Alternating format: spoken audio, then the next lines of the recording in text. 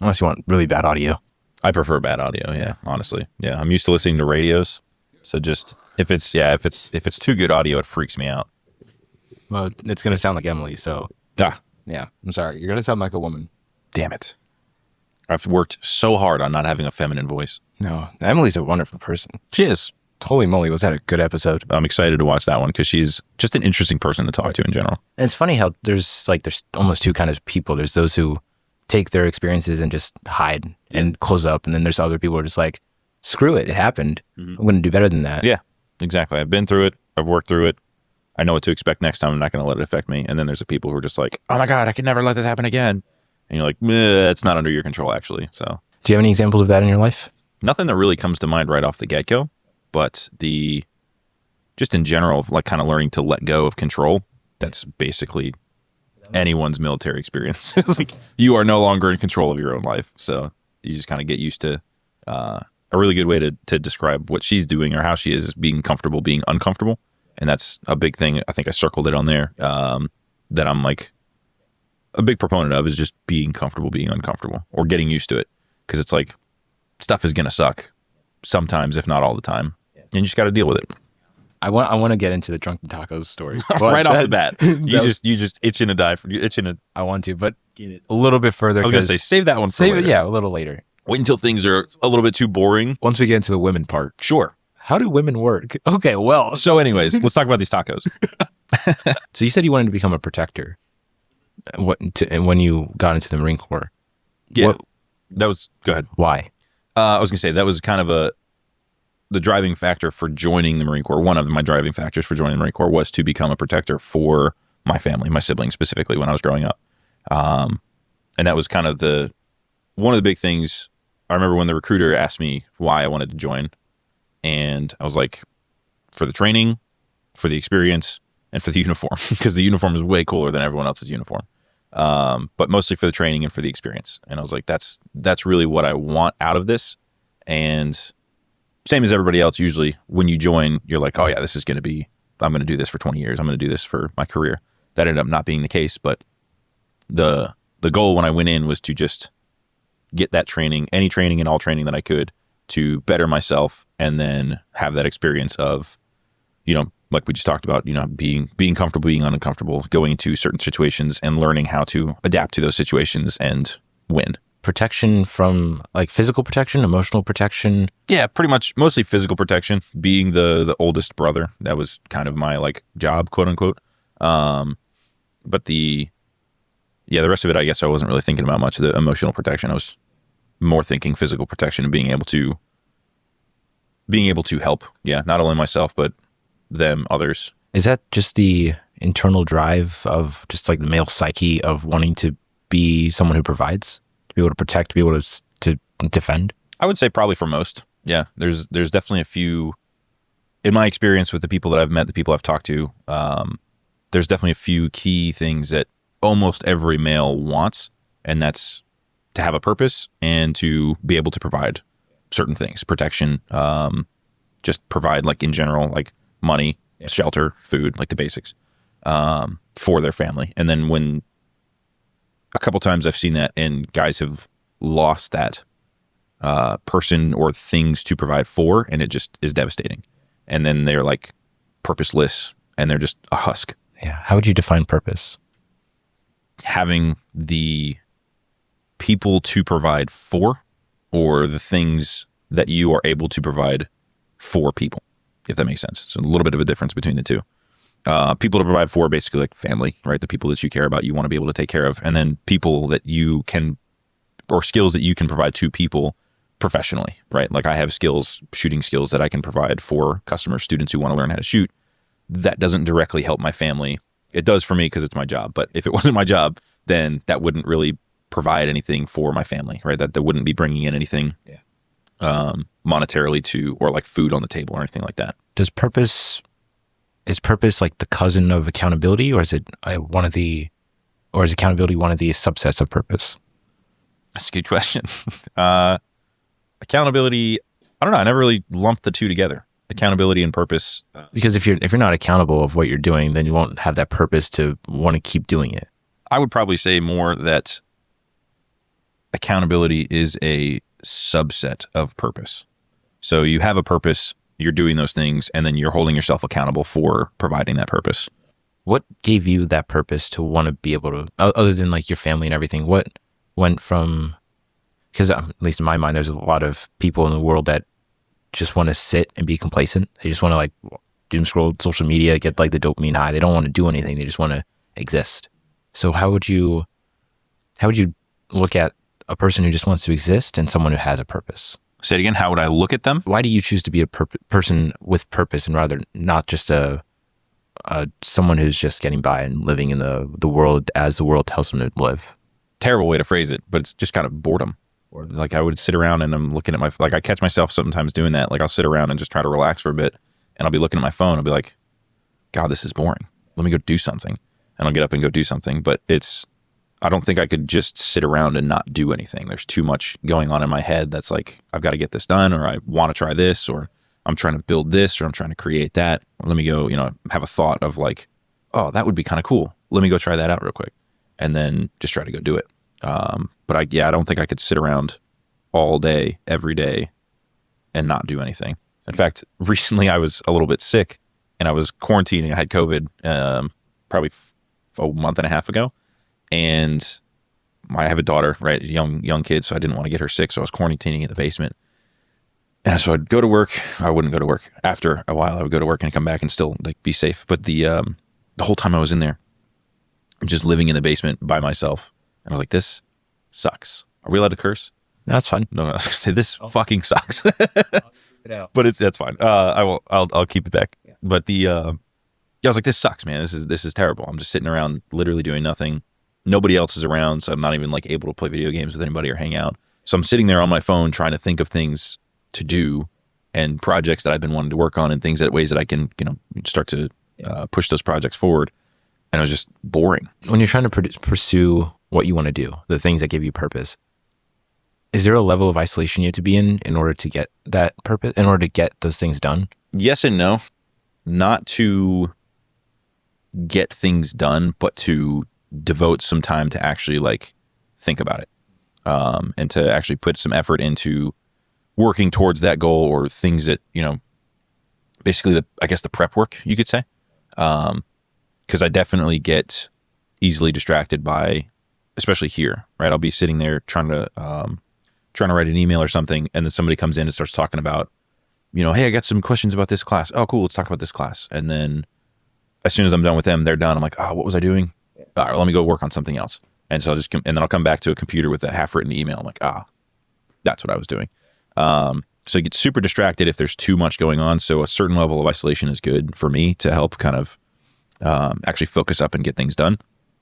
But there is too much of that as well, where if there's too much isolation and there's no reminder factors, or there's no escape from it, and I feel like I'm stuck on one thing for so long, that also becomes a kind of a writer's block moment where I'm like, God, I've been working on this and I've been trying to do this, and I need to take a break.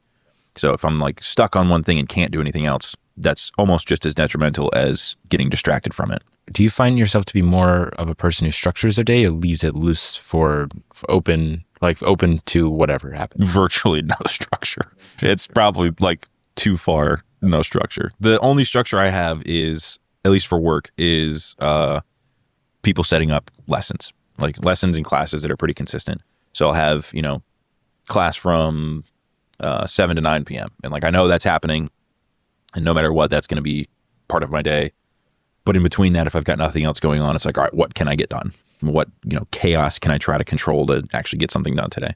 And the same thing with lessons. A couple days ago, I had back-to-back lessons all day long for 6 hours. So I could get absolutely nothing else done. But it was very structured. And I was like, hey, this time I'm going here. This time I'm going here. This time I'm going here. So I can do both, but if you leave me to my own devices, it's much more chaotic.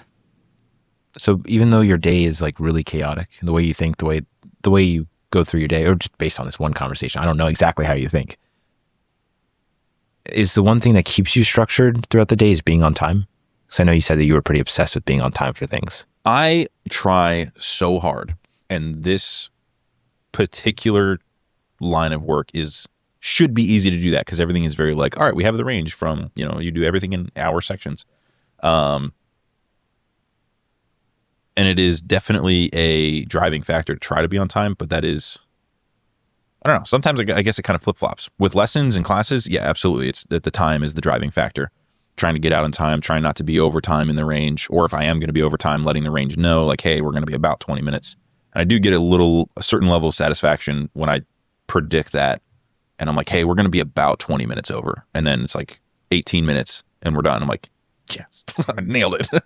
But then the other side of that is it's a little bit more completion based. So when I complete a task, moving on to the next task rather than I'm going to complete this task by X time and then move on to the next one, which is very like culturally different, I guess, here. That's one thing. In the US, everything is like timetable, left, right, and center. Everything's got to be on a certain time. And something I learned in high school, I went on a mission trip to Peru, all 4 years in high school. Peru, and I guess I haven't been to any other part of South America, but Peru in particular is very much like that, where it's completion based. We're like, all right, we're gonna go here and we're gonna pick up these things, and when we've picked up the things, we're gonna take them over here, and when we take them over here, we're gonna start building this thing, and then when we finish building this thing, we're gonna work on this next thing. Instead of, all right, 8:00, everybody meet here, we're gonna pick up these things, and then we're gonna go here and we're gonna meet here by 8:30, and then it's very different.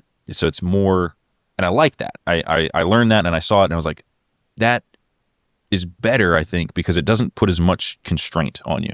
Hi. Hello. Do you have time for a beignet break? A what? Beignet. Beignet. We were getting on such a good point. We were. Yeah. That was fantastic. Now I have to start all over, but it's okay. We were talking about Peru. What is a beignet? Nice. This video has been interrupted by Emily. Oh, it's like a little donut? Yeah. Is there anything inside of it? No. Oh, They're really good. And they're fresh. I wanted some white stuff. Thank where are you. they from? Some white I don't know. Yeah, more white stuff. The white Yeah, stuff yeah. is We love definitely, It's cocaine. I wasn't going to say it, but that's going to get all over my shirt. Thank you so much. This is a terrible podcast. This one's rough. This will make some for really good B-roll though. This is rough to edit. Yeah. Especially the people watching or listening on the audio. It's going to be interesting for sure. They're going to have no idea what's going on. It's like somebody tried to make donuts and just didn't know what a donut was. They had been like roughly described what a donut was, and the person describing it did a terrible job. And they're like, I can make that. And now you have this. And it's pretty good. It's not bad, no.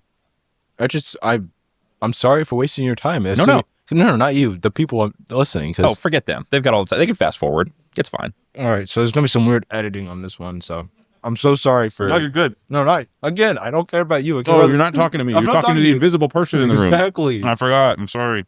That was great, but just bad timing. I swear she was poking her head 3 times in the Then door. like checking to see when was a good time. And I was like trying to focus on you, like Don't do it. Worth it. 100% worth 100% worth it. But editing it in like the last 3 minutes is going to be absolutely trash. I don't even know where we were. That's the problem. And you were going on such a good tangent. I was Thinking about Peru. about completion. So yeah, Peru was a super cool experience. And the way that they did things was very much completion based. So like I was saying, it was not 8:00 show up, 8:30 we get this stuff started, 9 by 9 we're already done with XYZ. It was very much like, all right, everybody show up in the morning. When you get there, we're gonna start moving this stuff. And I saw that and I learned about that while I was there, and I kind of took it home with me, so to speak, and kind of appreciated it a little bit more the older I got. And I was like, man, this really sucks to have to go from how the US does things to how Peru does it, which gives you a little bit more freedom, and I think just makes things a little bit more, the expectations are different. And it makes it a little bit easier to get stuff done when you're not like you're not done by 8:00. Oh, this is ridiculous. Oh, I can't believe. And you're like, oh, we're going to be done when we're going to be done, right? Stuff happens. And how many times have people especially in construction, been like, oh yeah, this is going to be done, in 3 days. And then day 4 rolls around and you're like, yeah, we hit some snafus. Like it happens every time. Yeah. And so if instead of being like, oh, on a 3-day timetable, because everybody in the US is all about time, it's more like, yeah, we'll get this done. We get the foundation laid. We'll get the walls up. Once the walls are up, then we can do the framing. We can do the electrician. Once the electricity's done, we can put the roof on, right? It's just all this stuff is like very completion based, and it just makes more sense in a lot of things. And the time stuff makes more sense in a lot of things as well. But You can't always put everything on a timetable. I think that's kind of strange that, like, if someone told me that they're going to get something done in 3 days and then it's like, oh, we got into some snags, like, why didn't you consider that when you first told me the timetable? Like, it should have been like 5 days. You got it earlier. It's kind of like sales. If you overcharge something and they're like, can I get a discount? You can go down. But once you're at a certain price, you can only go down. You can't go up. It's like, because that's always how I do it. It's like, oh, I'll get it done by the end of the day, get it done 4 hours earlier. I'll get it done at the end of the day, 11:59, it's done. Yeah. Yeah. Overpromise, underdeliver is so much worse than overpromising and underpromising and over-delivering. Yeah. When it comes to, because that ties into ownership over blame. When it comes to things that are out of your control, whether it's people or circumstances or just acts of God, because that happens. Yeah, absolutely. Not as often, but it happens. When you're doing something and you have that high level discipline, you also have like the reputation that you've built of, I'm going to get this done when I say it's going to get done. But then something else happens. How do you approach that sort of conversation in a way that you can be comfortable that the other person also knows that this won't happen again, and that you're taking ownership for what you're doing? That one's tough because it's not really tough, but I've got too many examples of it where something happens and, one lesson runs late. Strictly professional, I'm talking about. If a one lesson runs late and I've got back-to-back, one's from 12 to 1 and the next one's from 1 to 2. And the 12 o'clock runs a little bit over because they're just not getting it, or like, we're almost done with this box of ammo. I'm not going to let you just go home with 3 rounds left. Like, let's just shoot these last 3 rounds and we'll be done. So things go over time, and then to come back out to the next person. Usually people are very understanding, especially at least in this industry, they're a little bit more nice. In other places, I can imagine it's not quite the same. But the biggest thing that I like to do with that is mostly just, own it. Like, hey, this was my fault. I apologize. We're going to make sure that, everything is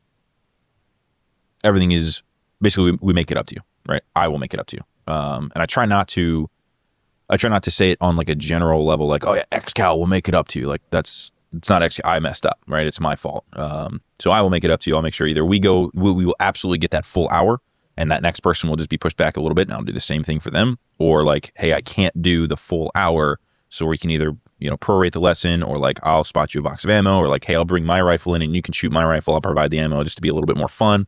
Stuff like that. So usually it's apology, acknowledgement, apology, and then, something to try to make up for it. I remember that when I did the 5 classes with you or something, there was one thing that you did which was really, it's not anything new, but it was just like, it was different, which is you wanted to end on a positive note. Like, even if the entire day was bad, just get one good grouping, and then we'll leave it at that. Even if like you have 20 more rounds to go, just get one good grouping. So just wanted to see your point of view on this. How would you approach getting things done, having the completion mindset, but also leaving it on a positive note if you can't just do it, if it's not a today problem? Using the completion mindset, not the timetable mindset. Yeah. Try to ending on a positive. So, I would say basically, if we're trying to get something done, we can use construction for an example. If we're trying to build a house, right, and we've got the foundation laid, and today we're working on getting all the walls up, but we can't get every single wall up. We're missing 1 or 2. If we can get it set up to a point where we've got 90% of the walls that we know we can get done, and then have the plan and have things prepped so that the next day in the first 20 minutes, right, we can, like, everything's set up, we're good, we got as far as we could, sun went down, we just ran out of light, right, literally can't see anymore. There's this really cool thing called technology and lights that you can use, but we'll pretend like those don't exist. So basically I would try to end it on a positive note and say, hey, let's get this stuff prepped and set up so that first thing in the morning when we show up, we can just throw these last walls up and we're done, we're good.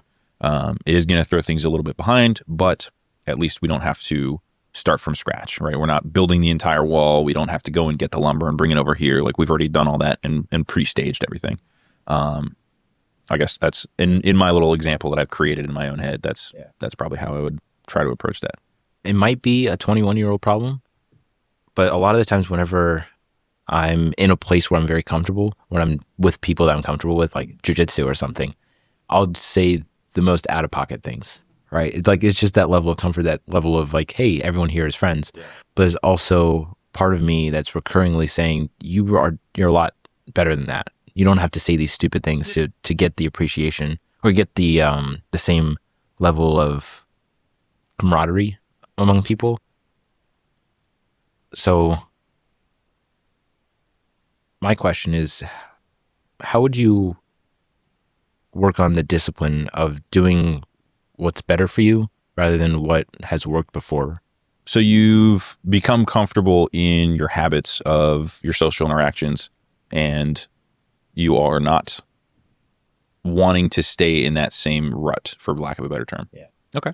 Yeah, I think a big part of it is being comfortable being yourself and not feeling like you have to fit in a box to be liked by those other individuals. And It's almost like that is my personality now. Like that's a part of like a people pleaser. Damn, I just labeled you. No. People pleaser. It's a good label. It's just I'm not there to please them. I'm just there to get the one thing I want, which is just to get a laugh. Just to like, because most of the time I'm by myself. A lot of this is editing by myself. You know, I'm not gonna go in a crowded area and be like, yo, and then just edit. It's the isolation in a way. Again, this might be a 21-year-old problem. That isolation causes almost like a not a divot, but a emptiness of the social interaction, the lack of social interactions. So then when I get back to those social interactions, I default to what I would have done if I was 13, which is just like the most unnecessary conversations, unnecessary ways of talking. So how would you approach being comfortable and not always pursuing the want of attention? Gonna sound a little cheesy, but be comfortable doing what makes you happy, not what makes other people happy, and the people will follow.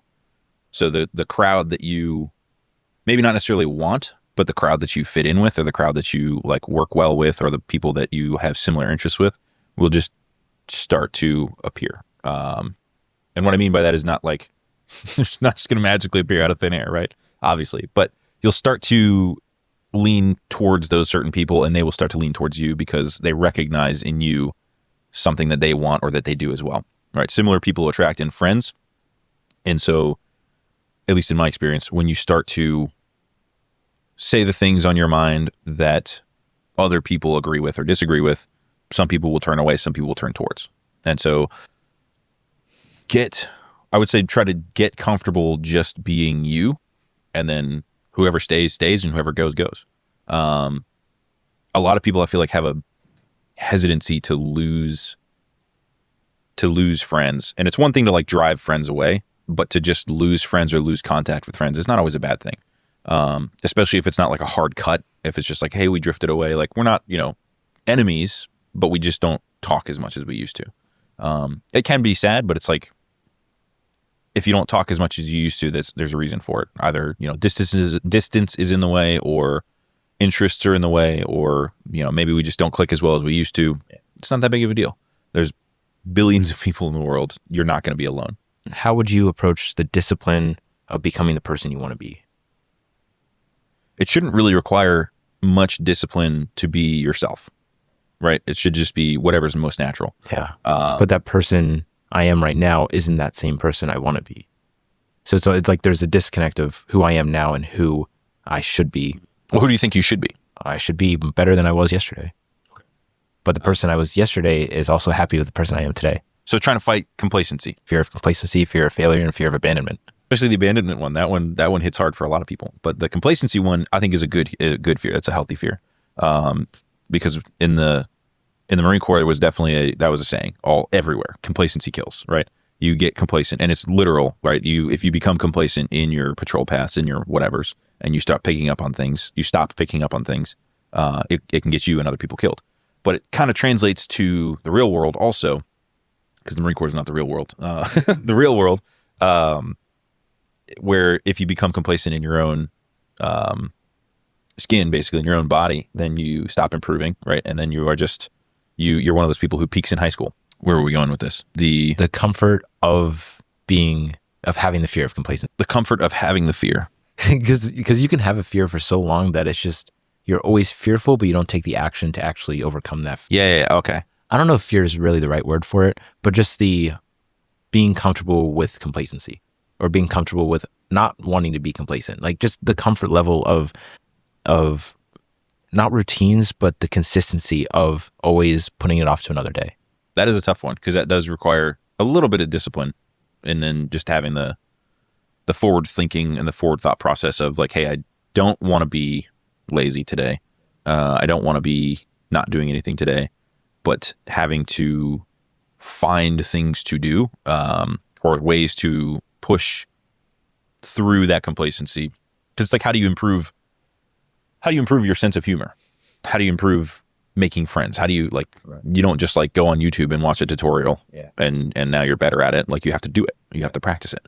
Start doing the things that you're not currently doing. To like change your perspective and, like, in a sense, the emotional attachment to certain things. Like, if you've been to a certain place so many times that you have this certain personality, switch it up. Like, go somewhere else and meet new people. Find a new place to go. Find new people to meet. Bars aren't really a great place to meet like friends, but finding a new place to see where you can fit in. And it's you basically have to start new hobbies. Is the best way that I can think of to introduce yourself to new groups consistently. Because guys make friends really easily, right? You just walk past each other like 3 times a day and you just start waving at each other. You start fist bumping, and all of a sudden you start having a conversation. Noogies all the way. Yeah, and you're like, I've known this dude for all of 3 weeks and we're best friends. But it's not quite the same level of friendship as you'll get if you are consistently going and doing those activities. Since you brought up the male part of it, let's talk about the female part of it. I got no experience with that. No. We'll try. Tacos. Oh, this. You might want to rephrase that, because the way that you introduced... No. I'm keeping it the way it is. So the story of the stolen... It wasn't tacos. It was nachos. All right? So Okay, I'm sorry. Just...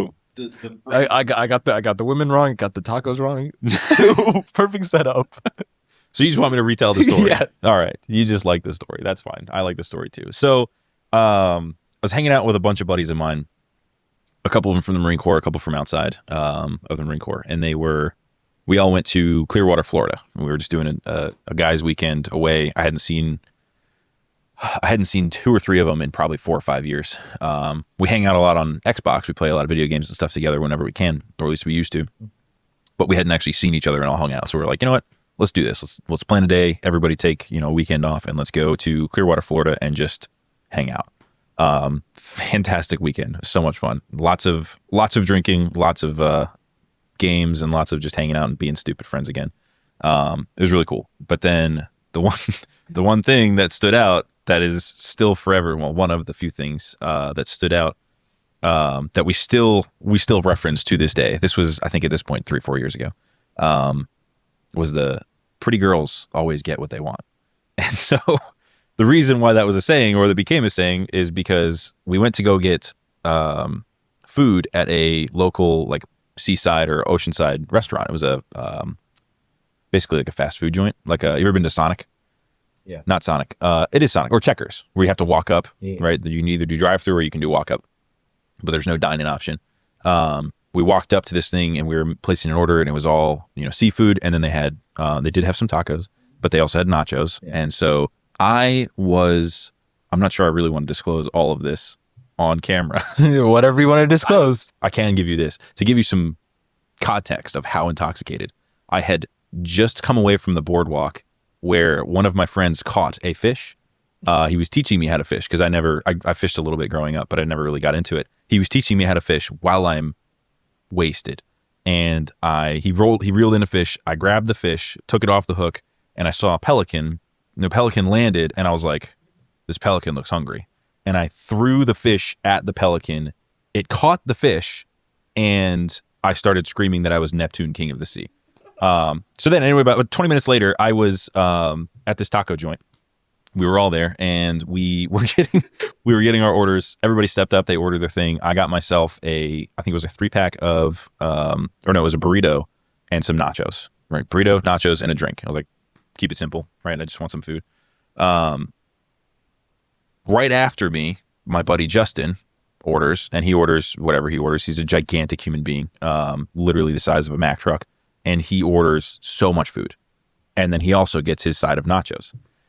And so when the orders are coming up and they're ready to be, your excited giggling is killing me. When the order comes up and I'm ready to go and grab my food, because I hear her say nachos, right? I'm like, oh, that's my food, right? Because I ordered nachos, and I'm obviously the only one that could have ordered nachos. I go up, take my food, and it was like as the lady was putting down the order, I was like, oh, this is mine. I'll take that. And I didn't realize that my buddy Justin, it was his food. It was his nachos specifically, and he was reaching for them too. And I think I literally like grabbed them almost out of his hand, and I went and sat down, and he was like, Zach, those are mine. And I was like, no, I ordered nachos. These are mine. And he's like, yeah, but those are for me. And I don't remember perfectly clearly, but I'm pretty sure mine were sitting off to the side. And so they were getting cold. And he was like, no, those are mine because they're fresh out of the oven. I want the ones that they gave to me. And I was like, yeah, but pretty girls always get what they want, and just walked away. And so and again, I'm plastered. But he was so angry because the one thing you don't take from Justin is food. He will take so much shit and he will do everything he can for you. He's a fantastic friend. But if you take his food, God help you. And I did exactly that. So he was livid. And all the other guys later on in the next day, they were telling me like, dude, we had to like hold Justin back. Like he was about to beat you. Like I was like, I had no idea. I just wanted my nachos. I just was trying to get my food. But it was a great story, great experience. And still to this day, whenever I'm trying to just piss him off, I'll take something from him and be like, pretty girls get what they want, and just walk away. And I haven't gotten killed yet, but I have a sneaking suspicion that someday it's going to catch up to me. Yeah, I don't think you would get that problem because everyone to you is just like, uppies. He is, so I am taller than him, but he is, I'm not kidding. He's a big dude, like massive. So he used to be my team leader. He was one of my first team leaders in the Marine Corps. And we were doing MCMAP, the martial arts, Marine Corps martial arts program. We won't talk about that, but it's basically we were ground fighting, and he was kind of teaching me how to ground fight, and he would destroy me every single time, even though I'm a bit bigger. And yeah, still to this day, he'll be like, anytime we have a disagreement, he'll be like, you want to go to the ground? And I'm like, no, I'm good. Thank you. But yeah, he's a really good dude, but I pissed him off that day so bad. It was fantastic. There's nothing I can go on a tangent on that one. No, not really. It's just like, I mean, we could talk about women, but I don't know anything about them. So I've seen them once or twice. I work with one. She's really cool, but we're planning on doing a reverse podcast. So hers was really good. So she's going to do a reverse. She's going to interview you. Yeah. That's cool. That'll be fun. You'll see how that goes. I think it would be interesting to see for sure. One, to see your reactions and your answers to things, but two, to see how she interviews, because she's like do you have any siblings? Yeah, I have a sister. She's your little sister? Older sister. Older sister. She is a little sister to everyone, to the point where like little sisters will just like find that little string and just pull and pull and pull until they see what happens. She's very much like that, and it's hilarious. I do that to my sister all the time. Yeah, little siblings do, and it's, it is a thing. As a younger sibling, I have done it as well, but it is hilarious to see the reactions from the people that she does it to, because she does it in a very professional way, but it's too funny.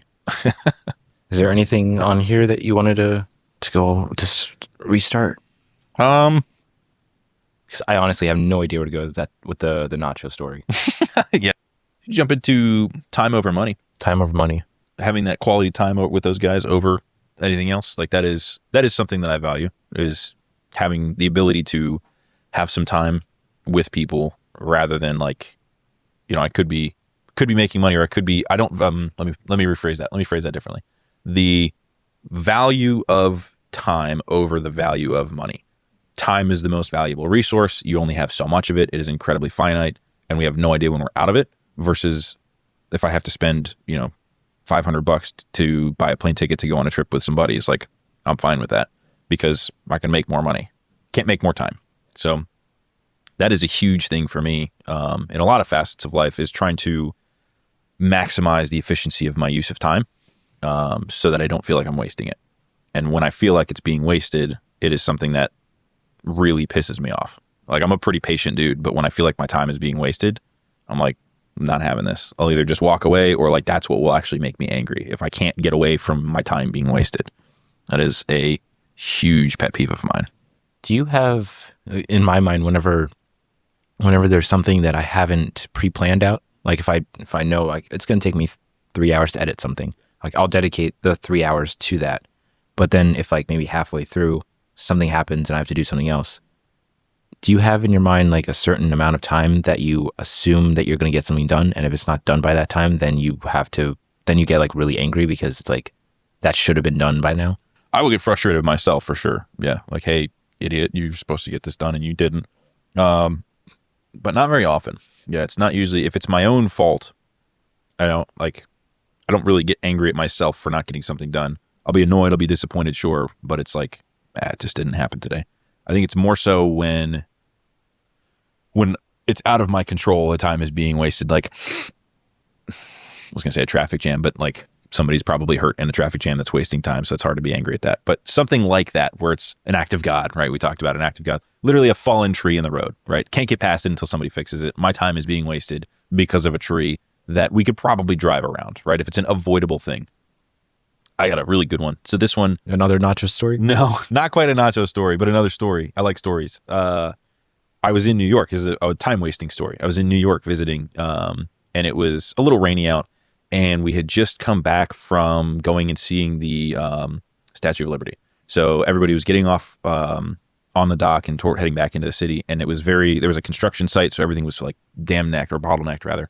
And then in that bottleneck of a normal size sidewalk, like a 12-foot wide sidewalk, everybody was walking in a perfectly straight line in a like 2-foot section of the sidewalk.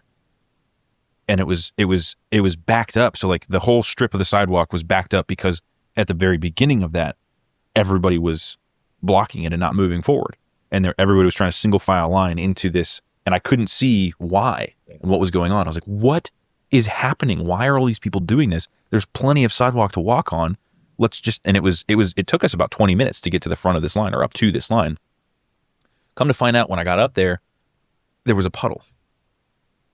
A like maybe 3-inch deep puddle, which is like kind of deep for a puddle. But there was a puddle across the entire sidewalk, only leaving the raised part of the sidewalk was about 2 feet wide for one person at a time to get through. And I was like, you've got to be kidding me. Everybody is waiting in line to stand and not get their feet a little bit wet. And I was like, this is the dumbest. And I just walked right through the puddle. And everybody was like, what is this guy doing? I was like, I'm not wasting my time for a little bit of water on my feet when I'm literally about to go back to the hotel and change my socks. Like, you all live here, I assume, or you're at least staying somewhere where you can change your socks. It was just, that pissed me off, probably unreasonably pissed me off, but it was. No, it's something good to be pissed off of. It was just unbelievable that everybody was willing to literally 20 minutes to just sit there at a sidewalk to not get your feet a little bit wet. It's already raining. Like, it was just crazy. But that is something that the time wasting thing is that's a big one for me. That might be related to the bystander effect. Do you know what that is? I feel like I've heard it before, but it's basically if someone dropped dead right in front of you and there was like 20 people around, the amount of responsibility that each person has towards helping that person is like proportional to the number of people there are. If there's like 1,000 people, everybody assumes somebody else will take care of it. Yeah. But then if it's only one person, it's like, this is my responsibility. How would you apply that to your own life? The bystander effect? The idea that there's only you and there's no one else going to help you. No one else is going to do the work for you. That you have to take ownership of your actions and not hope that someone else is going to clean up after you. I mean, how do you not apply that to your life? There's a lot of people who do that. That's wild to me. Yeah. That is I don't understand it. To me. That to feel like you are not responsible for your own actions or not responsible for your own well-being is just, that is like such a foreign concept to me, because that's my whole life has been taking care of myself and taking care of others. It's not everybody else takes care of me. That is just crazy to think about that there are. I'm not saying like there's a lot of people like that, like especially at XCAL. But there are people in the world who do that. You know how like everyone has their own world that they live in? Like there's their sphere of influence and everything. It's funny how like 60% of the people I know at this point are all like people with ADHD or OCD or something. Like they're just obsessed about everything being perfect or everything being one step better than they were yesterday. And then there's also the 40% people I'm like, I know you, but you don't have the ambition. You don't want to try. You have the capability of becoming really, really good at what you do, but you choose not to because it's easier. And you're being complacent with the excuses that you have. And then, of course, there's probably like other people who have spheres of influence. 100% of people are like that. How do you build? And that goes back to what you were saying about you attract the tribe that you want to be with. Yeah. I'm going to tie this into you becoming a father. Sure. How would you instill it in your children or your one child, that sense of responsibility? That is something I'm still trying to figure out how to do. I think biggest thing, especially with kids, your own kids, is setting the example. So making sure that you are doing the things that you want to see in them in the future. At this point, she's too young, but she is starting to learn and copy, which I think is really cool to start seeing, because before she was basically just a potato that poops everywhere, right? So she just sits there and you're holding her and you're feeding her all stuff. And then now all of a sudden she's seeing me clap and she's trying to figure out how to clap, and it's adorable. Or she's seeing us drink out of straws and she's, reaching for every single straw she can get her hands on. She just wants to do what she sees us doing. I don't think that ever really goes away. Right. From my own personal experience growing up, I tried to emulate things that I saw my father do. I tried to emulate things that I saw my mother do. I tried to emulate, things that I saw people do. And that's just human nature, is just to copy, right? Monkey see, monkey do. And I want to be a good example and set those examples for her, especially in the things that I am worried about, what is the word? There's a word that I'm looking for that I can't put my finger on. The values, the values that I want her to have growing up and be really instilled in her, because I think that's really what makes or breaks people. Childhood definitely has a huge impact on how people are when they grow up. So having not really the discipline, but just the desire to be a good person, to be helpful, to be loving, to be kind, and just not be a little punk, right? That's really what I want her to grow up to be. And I, in turn, have to not be a little punk, which Justin would probably argue that I was that day. But she doesn't need to see that. She'll watch this in 10 years and be like, fine. That's dad. Oh, yeah. Dad did what? No, but so that's, definitely some things that I am trying to, I don't have to be super conscious of just yet, but I'm realizing that very quickly that is changing. Since you can't give the experience of raising a child, but moving forward from right now, looking forward, how would you balance the patience of allowing your daughter to explore the world that she's in while also still protecting her from the evils of the world before she's able to distinguish the difference between right and wrong? Just setting up a good environment, having her be able to be, picking and choosing very carefully where she is, schools, daycare, stuff like that. Doing a little bit more proactive, I guess, investigation into, who are these people? What is the goal, or what are the values of the company of this daycare, or who is this person that is going to be watching her if you're doing a specific, like a nanny type situation. And then the schools too, the schools, that is one of the biggest thing that scares me, is the public school system, at least turning into what it is turning into. And I don't mean anything really nefarious, but just how much more it's on the emotional side rather than the educational side. Yeah. It seems very much less educational from an outside perspective, right? I'm not a teacher. Well, I can say from someone who's been in public school, did public school for a long time, that's exactly how it is. It started out pretty good. Elementary school was really good. And then over time, it started becoming more like, we're not focused on education. We're focused on making you feel better about yourself, or, oh, you can do whatever you want and there's no consequences. It's like, where's the discipline? Where's the There are 100% consequences. I actually just said that to her last night. She was doing something she doesn't understand.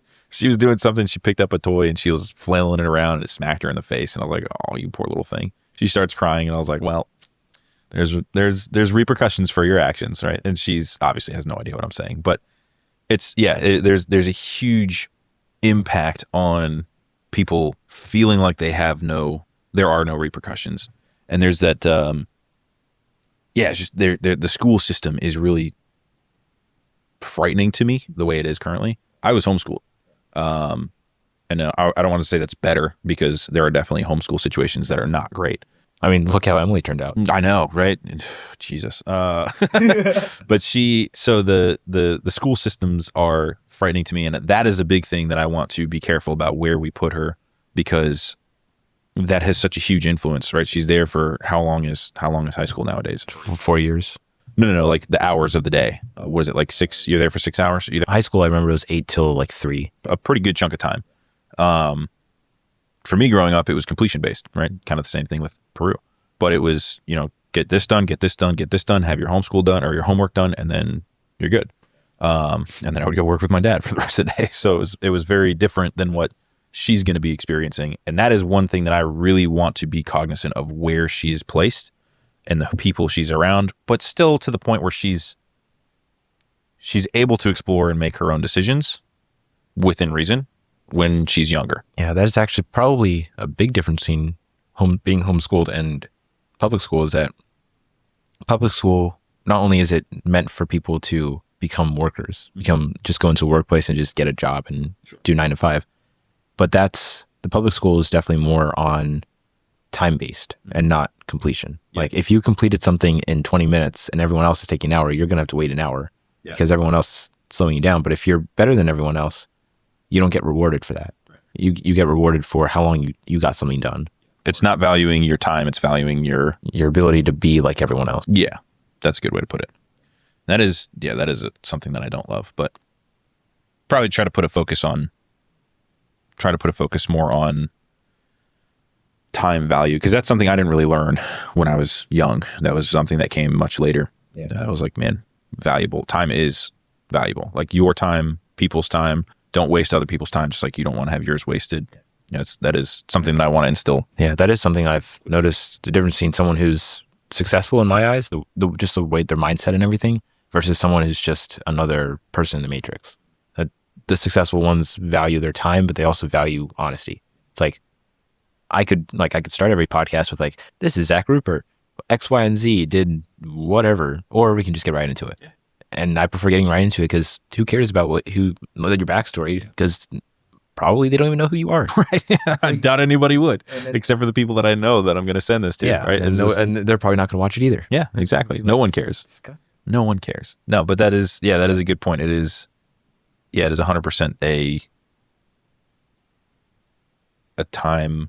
Time is I lost that thought. It's gone. It's gone forever. And then there's also one thing that you mentioned when you're talking about the school system, which is the free will, that people have free will, but you also have the freedom of consequences, that you can do anything you want. You can be whatever you want. This is America. You can do whatever you want. We have Florida people.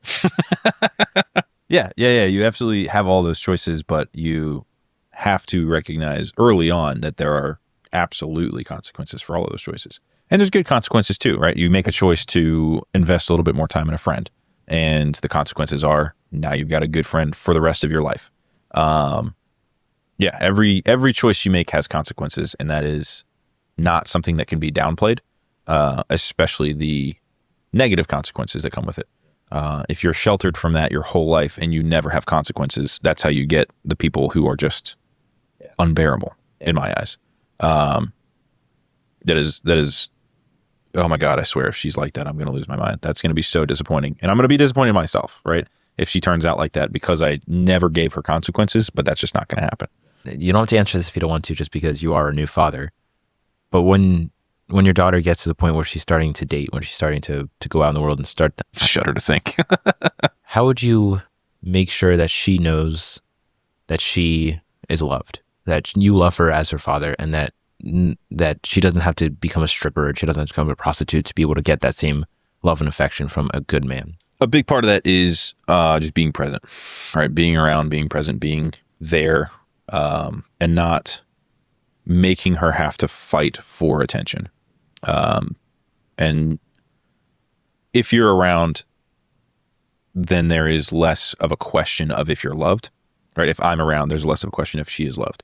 I don't ever want that to be a question. I don't ever want that to be like a, she's not sure if I care about her, if I want to help her succeed or anything. I want it to be a given, a granted, always. And that is something that I have tried to do for my family, my siblings. Just, never hesitation to try to make them number one priority. And that has been to a detriment at some points with other situations. But that's, that is and has been for a long time my biggest priority, is making sure that my family is, no matter what, taken care of. Yeah. And that's not going to change with her. Yeah. In fact, it's probably going to get magnified with her. Is there anyone you met that kind of was like the playboy kind, that always was chasing women, and there were certain aspects to that you realized you don't want your daughter to be attracted to? So there's definitely a few guys I knew that just didn't care for meaningful relationships, just wanted to hook up. And the looking at that from the father of the girl's perspective, that is damaging, is hurtful, right? That's something that I don't really want her to chase after, because that's, if she's expecting one thing and ends up with not that, then that's going to be disappointment and heartbreak. If she thinks it's one thing and it's less than that, right? And she means nothing to this person, that's detrimental and that's heartbreak. And I don't want her to have to experience that. A little bit of heartbreak is fine, but not from a one night stand, because you don't learn anything from that, right? Except for that some dudes are pieces of, or in my case, I look like it. So, and that's really the only thing that you learn from that. I mostly want to make sure that if she's going through that, it is with a longer relationship, that she's actually learning who she loves, who she looks for, what she wants in a relationship, and then this guy didn't have it, right? So rather than just like there was one night and it means nothing to anybody. Like, all right, that's a waste of time. And we talked about that. Yeah. We don't waste time. Time is valuable. What would you consider a meaningful relationship, and one that's more of a one-sided relationship? Say it one more time. If you were trying to find someone and you wanted to have a meaningful relationship with them, you wanted to have I want to be with someone that I can love and someone who reciprocates that back. But I also, because of my fear of attachment, or my fear of abandonment, fear of investing my time into someone who doesn't reciprocate that back, how would you make sure, how would you approach just being comfortable letting go, of not trying to be with everyone? Definitely a level of letting go needs to happen. Because when you're in a relationship with somebody, you are no longer fully in control of your time, right? To bring it back to time. You have to commit a certain level of your time to that person. You have to commit a certain level of yourself to that person. And you should expect the same in return. But I think the first step is kind of realizing and recognizing that you don't own all your time anymore. And you shouldn't. You should be willing to, and you should be able to give some of that time to somebody else. And it should make you happy to do that. And if it doesn't, then maybe that's not the right person. If you're unhappy with the time that's being used, that's a huge indicator to me of, hey, maybe this isn't exactly what I want. But if you end up giving that time, and you're giving that time freely, and you want to give more time, and the time that you are giving feels like less than what you're giving. If you give an hour and you're like, oh man, that hour's already gone, that's a good sign. But I think that would be one of the first things to start looking for, is someone who you can be comfortable with and you don't mind sharing time with. And you appreciate the time that they are giving to you. Is that how you found your wife? Not exactly. We started dating really young, like back in high school. So it was more just kind of that exploratory phase where before I really cared about time value, right? That wasn't really a thing in my eyes. So that was a little bit different, because I've grown into that. It's become clear that somebody isn't trying to agree, or rather someone isn't trying to understand, they're trying to get you to agree with them. And that's annoying. I think everybody finds that annoying. Somebody trying to change your mind or something. A big one for me that I always go into, especially when teaching what I teach here, is brand preferences, where people are like, this brand is best and you have to agree with me or you're wrong. Like, there is no right or wrong answer there. You just have to. Glocks suck. Yeah, Glocks are terrible. Yeah. Everybody hates Glocks. No, everybody loves Glocks. I hate Glocks. Yeah, same. They are fine guns. Nothing wrong with them whatsoever. They just don't fit in my hand. Don't like them. Yeah. And some people are saying the way with SIG. All right, SIGs don't fit. They don't work. I don't like SIGs. I like Glocks. Blah blah blah. Smith and Wesson. It's like there is no. It's the same thing with tactics, right? You go into this kills me. People go online and will fight with each other over like, well, back in my day, this is how we cleared rooms. Blah blah blah. Like, that's basically Dave Porter on Reddit. Well, so he's got. Is it with fighting stuff or tactic stuff? We're talking about Dave. It's everything. Dave is great. I love Dave. But yeah, people do that and they will get so sucked into how they did it or how they were taught without realizing, like, looking at the big picture of like, why were you taught that? What was your skill set? What was your mission set? This is why you were taught that, because this was your mission set, versus this other mission set requires a completely different approach. And people were like, well, this is what I was taught. Like, cool, that's what you were taught, and you were correct in what you were taught. If this was the mission set we were doing, then that is the correct way to do it. But that's not always the case. So clarity over agreement, I think, is a huge, huge thing that, for me, is starting to become much more prevalent, especially in teaching. And I need people to understand, I don't need people to agree with me, right? You don't need to agree with me that this is a proper way or a good way to pull a trigger. But you need to understand that this is a good way to understand or to pull the trigger. So it's really comes down to making sure that what I'm trying to convey is understood. And the goal is never to make people agree with me, right? I try to make that very clear. Like, hey, my way is not the only way. It's not the best way. It's not the perfect way. It's just another way. A way. Yeah. I usually say I don't know where I picked up this saying, probably from the Marine Corps, but there's 100 ways to skin a cat. I've never skinned a cat before, so I don't know. But there's 100 ways to do things, right? You can do anything certain different ways if you think about it hard enough, right? Thinking outside the box, you can come up with different ways of doing things. But understanding and having more ways, right? If I only know one way to skin a cat, that's how I'm going to do it every single time, until someone shows me another way to do it. And now I have a more efficient way, and then I have a way that gets me more skin, right? This is a really weird analogy going down that road, but having like a pelt, I'm thinking of, right? So one is better for getting a better pelt, and one is better for getting more meat from the animal, right? Yeah, it's functionality. Yeah. What is the goal of what you're trying to achieve? What is the best way to do that? And I think I discussed this with Steven on his, it's the, what did I say? It's the want to have the same euphoria of being the expert. Okay, I can see that. People who choose not to get clarity over something, but rather just want you to agree on it, are people who deal in absolutes. That there's like, this is... You know who else deals in absolutes? The Sith. The Sith. They want to be the expert. They want to seem like the expert without having the experience, but also the because you could do something for 10 years and still have no idea what to do. Absolutely. But it's the time, the experience, and also the intention and velocity of both the speed and the direction in which you travel when it comes to getting things done and learning whatever it is. Like, I don't see anyone as competition to my podcast. Like, I'm more than happy to, like, if someone's like, hey, I want to get started a podcast, cool. I'm going to show you what to do. And I'll overload them with so much information that they'll be like, can I pay you? And you become their expert. Yeah. Yeah. At what point did you find that you were the expert when it came to firearms, or when it came to close quarter combat? So definitely sometime during the years that I was working at my last job at Vienna Arsenal, when people started deferring to me for selection. When I first started there, I was just doing sales, and then eventually got into the training side of things. I didn't realize how much I didn't know about guns until I started working in a gun store. And I was like, I know quite a bit about the AR platform because that's what I'm used to. That's what I was trained with.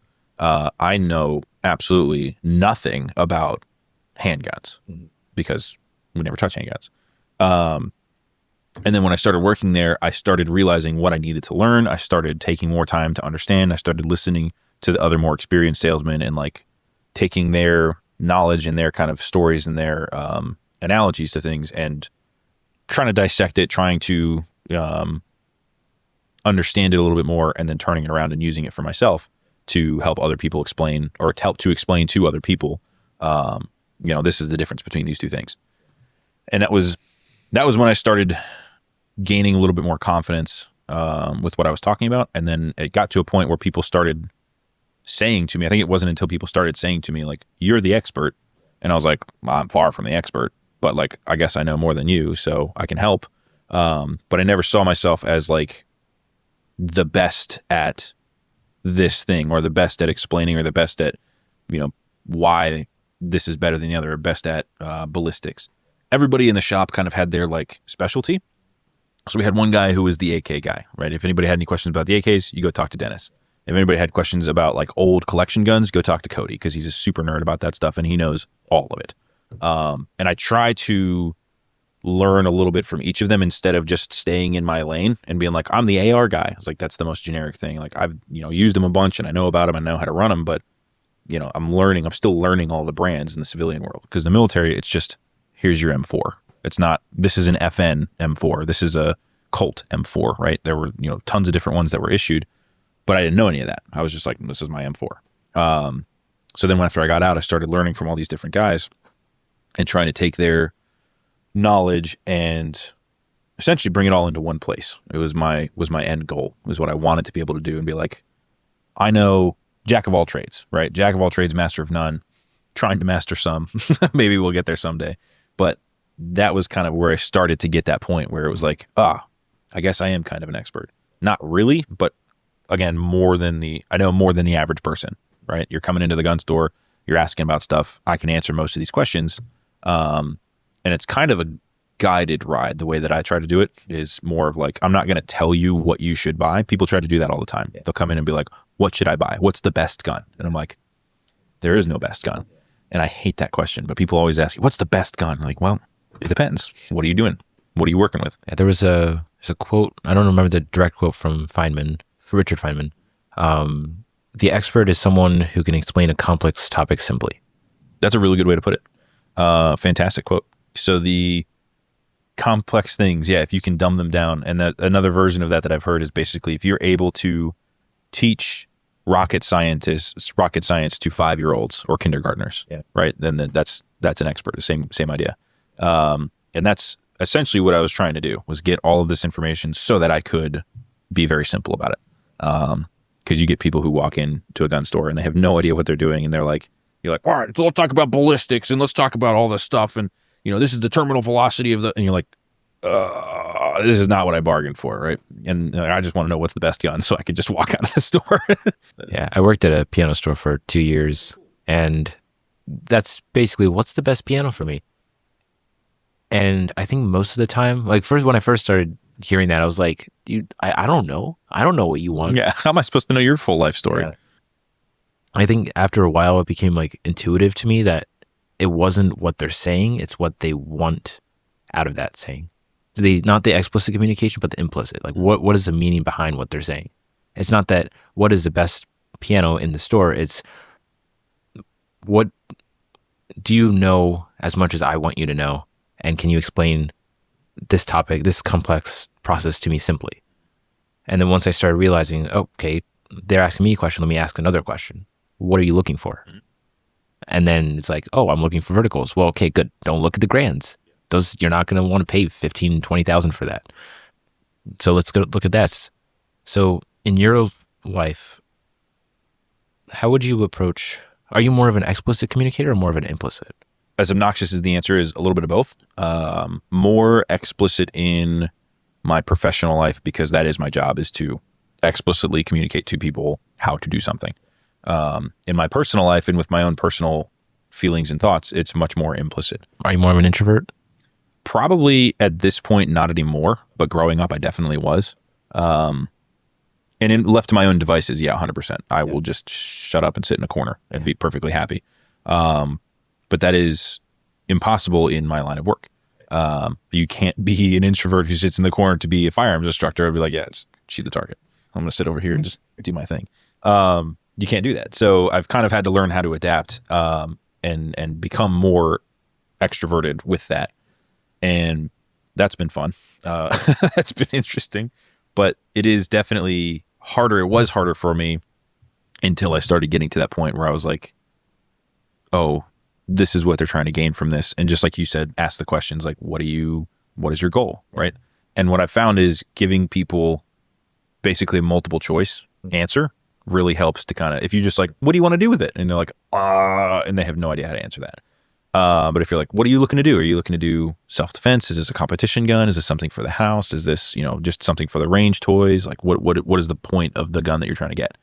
That really gave them a couple of directions that they could really think about and be like, I guess between those, it's this. And you start to learn how to coax people along into giving you more information they're trying to give you. Yeah. It's one of the cool things I learned by doing partial sales. I did also operations, but the fact that in any good communication system is that not everyone understands what they want. Yeah. Especially if they're not familiar with what it is. So asking, I don't want this to sound like some sort of like, wow, asking questions. What a phenomenal, crazy way to get information. Yeah. Some people want that same grandeur of having like all the cool stuff when it comes to like having a staccato or something. It's like, oh yeah, we see plenty of those. I want a staccato. Why? It's a good gun. Because it's expensive. Yeah. The expensive means better. Like, It's like there's a reason why you spend more money on something is because you can use that to its fullest extent. Yeah. And then the same goes with communication is the more you can communicate something, the more you can really dig into it, the more value you can get out of that conversation, even if it's a really, really stupid person. The amount of information you're able to Process, or I was going to say pull out of people, can show a certain level of skill, right? And that's probably mostly, I guess, communication skills. Being able to pull information from people who are both willing and unwilling to give that information. Yeah. But it is definitely more useful when in sales to be able to very friendly get that information, or just try not to be like, what do you want this thing for? Right? There's very bad ways to try to glean that information, and there's helpful ways. I don't want to push it anymore unless, is there anything else you wanted to talk about? Or No, I don't think so. I think we're good. Last 3 questions then. Let's do it. Where do you want to be in 10 years from now? Oof. 10 years from now, I would like to be where I am currently, but a little bit more comfortable, a little bit more set. More so for the baby and the family, right? Like I'm comfortable being uncomfortable, but I would like to have a little bit more stability for them. Yeah. So maybe not necessarily here, but as far as where I am, like professionally, pretty well set in a job that I enjoy, that pays decent money. Would like to be 10 years from now making a little bit more. That'd be great, especially if inflation keeps going the way that it's going. But that would be my goal is I'm pretty happy and pretty comfortable with where I am. I've worked pretty hard to get here, and I am not looking for a whole lot more, but maybe just a little bit more comfort for the family. Yeah. What would you have told yourself 10 years ago? If I could tell myself anything? Yeah. Oh man, so much. Don't steal Justin's nachos. That would be the first thing.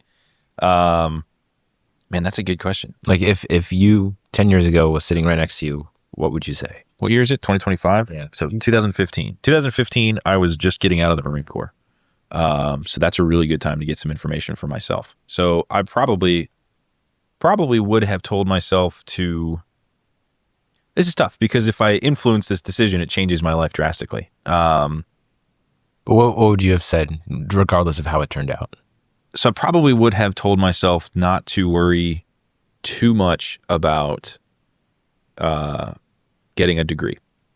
So as soon as I got out of the Marine Corps, I applied to a bunch of different police departments and ended up withdrawing my applications to focus on school instead. That basically ended up taking me into 2020 when I started applying again during like the peak of the COVID pandemic. And obviously didn't get any of those jobs because nobody was hiring. Everything was shut down. And so I think if I had started a little bit earlier, instead of focusing on school, I probably would have been able to get a policing career going, which is what I really wanted to do. At this point, I'm pretty comfortable, pretty happy that I didn't. But I think I would have done fairly well at that, and I would have enjoyed it. And it definitely would have set me up for a little bit better financial success with the retirement benefits and all that good stuff in the long run. So I think I would have told myself to focus on that a little bit more if I can, and then eventually work on getting the degree as I go along. But because it's stupid not to use the GI Bill at this point. It's free money, free education for the time. Not free, you're paying for it with blood, sweat, and tears and all that. But you have almost unlimited time to use it, and if you don't use it, you can pass it down to your kids. So it's like, why not? Why not chase? If I don't need it, why not chase after a career that's going to help me in the long run, rather than this little piece of paper that says I'm educated for, maybe, and it hasn't really benefited me personally, but other people do. My wife has a degree, and that's literally what got her job. So there's two sides to the same token. Yeah. But I think for me, it would have been focused on getting a stable career going first, rather than getting that education first. And the other thing is, I would have told myself to buy some freaking Bitcoin. 100% would have done that. So maybe some investment opportunities and stuff like that. Yeah. So I'll ask you last question, which is different because specifically for you, looking back at your life and all the things that you've done, what would you tell to your daughter when she turns 18? So many things. If I could only tell her one thing, well, you can tell all the things. Probably one of the first things I would want to tell her is to not fall into the trap of feeling like you have to conform to what society wants you to be. Don't feel the peer pressure of society, the societal pressure. Be yourself and be happy with yourself, because that is falling into that peer pressure is what is going to lead to always chasing that same thing, which is ever changing. And you're having to change your personality every, however long. I think that's probably one of the biggest things I would want to instill in her, tell her is like, hey, just like you were saying earlier, be happy being you, right? And don't try to impress people. Be happy with yourself, because that is chasing that level of acceptance can be detrimental, in my opinion. Not always. There's definitely some things you need to be acceptable or accepted in society.